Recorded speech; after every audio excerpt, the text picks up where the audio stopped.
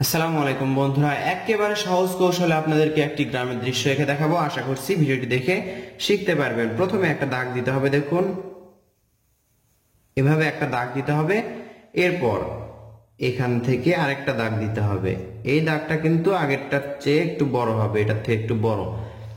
এরপর আমরা আরেকটা দাগ দিব, দেখুন এখান থেকে আরেকটা দাগ। মোট তিনটা দাগ দিচ্ছি আমরা।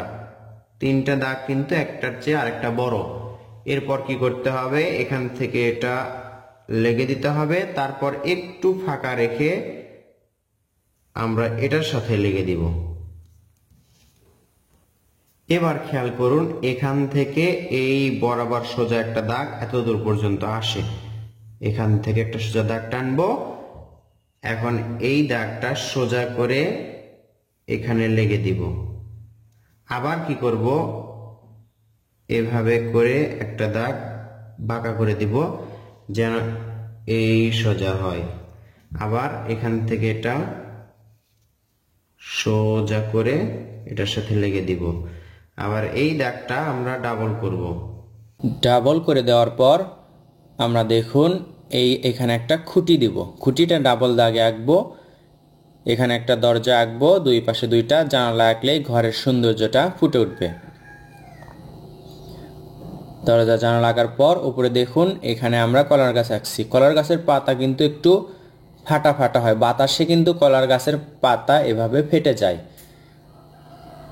এটা আঁকা অনেক সহজ, কলার গাছের পাতা আঁকা অনেক সহজ। আমরা আঁকলাম কলার গাছ। এরপর এখানে একটা কূপ আঁকবো, গ্রামের ভাষায় যেটাকে বলা হয় কুয়া।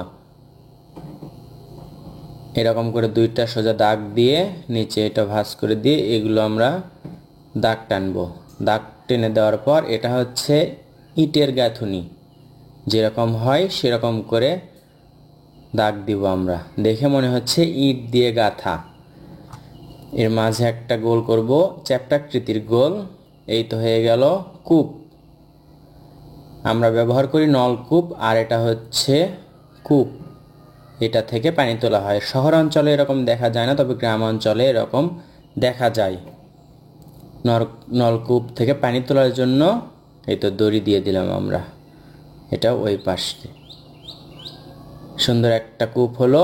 এর পাশে আরেকটা আমরা গাছ আঁকবো। গাছ আঁকলে সুন্দর দেখাবে, আর গাছটা আঁকা অনেক সহজ। আমি বারবার দেখাই, একই রকম করেই দেখাচ্ছি। এই তো গাছের পাতাটা আঁকছি। আমরা যদি একটা একটা করে গাছের পাতা আঁকি তাহলে অনেক সময় লাগবে, এজন্য আমরা শর্টকাটে এভাবে আঁকবো। সুন্দর একটি গাছ আঁকা হলো। গাছ আঁকার পর আমরা এখানে একটি ফলের পালা আঁকবো। গ্রামের ঘর বাড়ির পাশে বা গ্রামের দৃশ্য আঁকতে হলে এরকম ফলের পালা দিলে সুন্দর হয়। ফলের পালা গ্রামের থাকে, এরকম করে আমরা একটু দাগ দিব, তাহলে ফলটা ভালোভাবে বোঝা যাবে। সোজা একটা দাগ দিব, এটা হচ্ছে দূরের যে প্রান্ত দেখা যাচ্ছে সেটা। আর এই পাশে একটা দাগ দিয়ে এটা হচ্ছে নদীর পার। দেখুন দৃশ্যটা অনেক স্পষ্ট হচ্ছে এখন। এটা হচ্ছে দাগের ওপর দিয়ে একটা করে দাগ দিচ্ছি।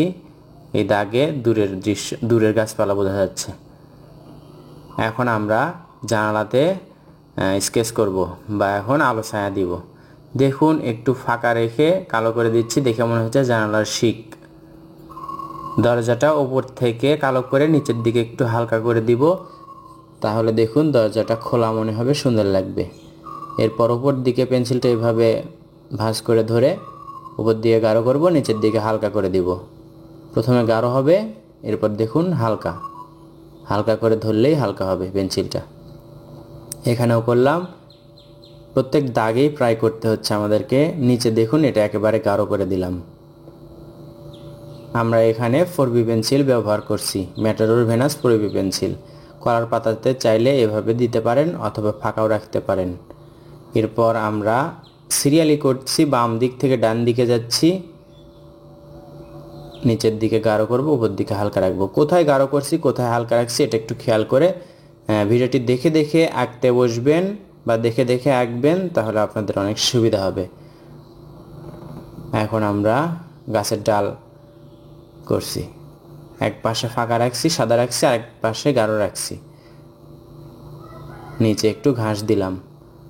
গাছটা অনেক সুন্দর হবে। দেখুন নিচের দিকে হালকা ছায়ার মতো থাকবে, ওপর দিকে লাইট থাকবে বা আলো থাকবে। নিচের দিকে গাঢ়, ওপর দিকে হালকা।